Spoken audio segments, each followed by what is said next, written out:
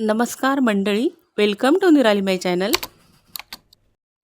श्रीयाळ श्रेष्ठी एक वाणी आहे, एक उदार शेठजी आहे. त्याची कथा आपल्यासोबत शेअर करते. नागपंचमी नंतरचा दुसरा दिवस श्रीयाळ षष्ठी म्हणून ओळखला जातो. पंचांगातही श्रावण शुद्ध षष्ठीला श्रीयाळ षष्ठी अशी नोंद आहे. तर हा श्रीयाळ शेठ किंवा शिराळ शेठ याची खूपच बोधप्रद अशी कथा आहे. हा शिराळ शेट्टी वाणी होता. मनाने अतिशय उदार, सर्व प्राणीमात्रांवर दया करणारा होता. त्यांच्या हितासाठी अहोरात्र धडपड करणारा होता. त्याचे असे कार्य चालू असतानाच दुष्काळ पडला. तो दुष्काळ 12 वर्षे टिकला. 14व्या शतकात पडलेल्या या दुष्काळाला दुर्गादेवीचा दुष्काळ असे म्हणतात.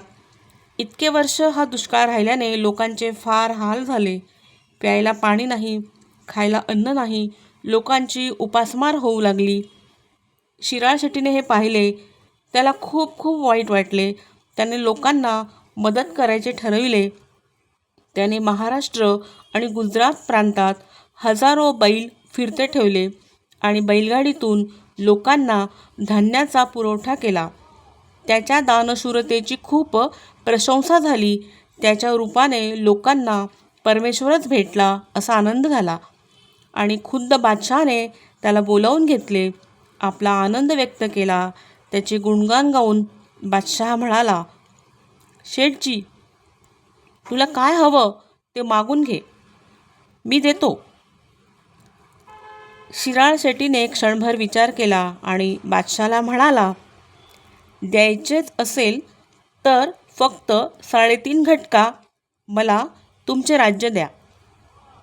बादशहाचे राज्य मिळताच शिराळ शेट्टीने पूर्वी बहामनी राज्यात पूर्वीच्या बादशहाने जी जी धर्मसंस्थाने देवस्थाने खालसा केली होती ती मुक्त केली.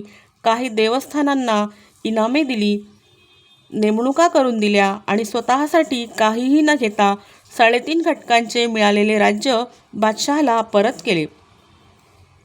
हे पाहून बादशहा देखील खूप आश्चर्यचकित झाला. केवढे मोठे मन!